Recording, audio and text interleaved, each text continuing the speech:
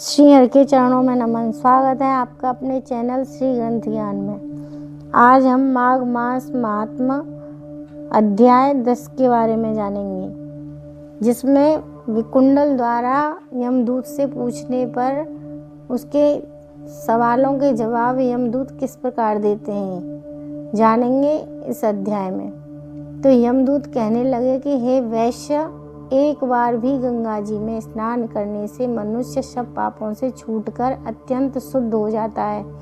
जो मनुष्य गंगा जी को दूसरे तीर्थों के समान समझता है वह अवश्य नरक में जाता है।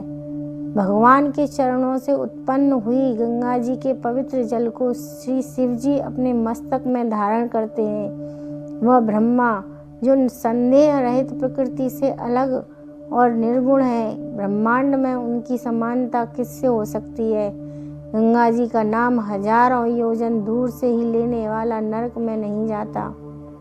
इसीलिए मनुष्य को अश्वमेव गंगा जी में स्नान करना चाहिए। हे वैश्य, जो ब्राह्मण दान लेने का अधिकारी होकर भी दान नहीं लेता वह आकाश के नक्षत्रों में चंद्रमा के समान है। जो कीचड़ से गौ को निकालता है, जो रोगी की रक्षा करता है या जो गौशालों में मरता है वह आकाश में तारा होता है। प्राणायाम करने वाले मनुष्य सदैव उत्तम गति को प्राप्त होते हैं। प्रातःकाल के समय स्नान के पश्चात जो 16 प्राणायाम करते हैं वह घोर पापों से बच जाते हैं। जो पराई स्त्री को माता समान मानते हैं वह यम की यातना को नहीं भोगते। जो मन से भी कभी पर स्त्री का चिंतन नहीं करता वह दोनों लोगों को अपने अधीन करता है। जो पराये धन को मिट्टी के समान समझता है वह स्वर्ग में जाता है। जिसने क्रोध को जीत लिया मानो उसने स्वर्ग को जीत लिया।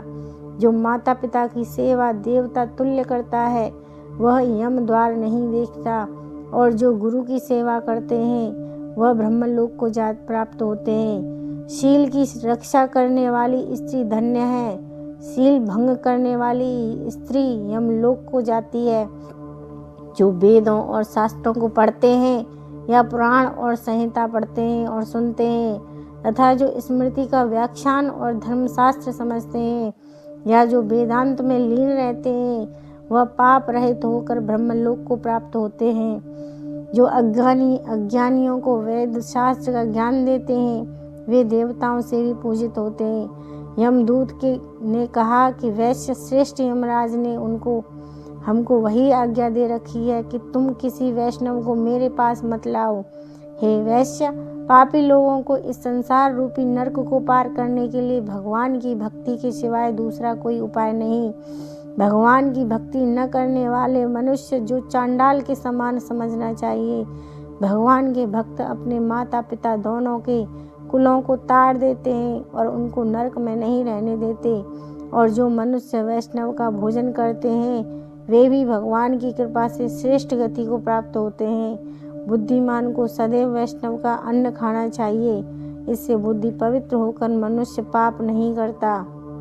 गोविंदाय नमः इस मंत्र का जाप करता हुआ जो मनुष्य मृत्यु को प्राप्त होता है वह परम धाम को प्राप्त होता है, इसमें कोई संदेह नहीं। जो ओम नमो भगवते वासुदेवाय द्वादशाक्षर मंत्र का या ओम नमो नारायण अष्टाक्षर मंत्र का जाप करता है उसके ब्रह्मा हत्या आदि बड़े पाप नष्ट हो जाते हैं। माघ मास महात्म्य अध्याय 10 समाप्त। इस अध्याय को अगर हम संक्षेप में देखें तो माघ मास का 10वां अध्याय भक्ति ज्ञान और सेवा के माध्यम से आध्यात्मिक उन्नति और मोक्ष प्राप्त करने के उपायों पर केंद्रित है, जिसमें माघ मास के दौरान किए जाने वाले विशेष कर्मों का वर्णन किया गया है। अब इससे आगे का अध्याय सुनेंगे कल। तब तक के लिए हरे कृष्ण।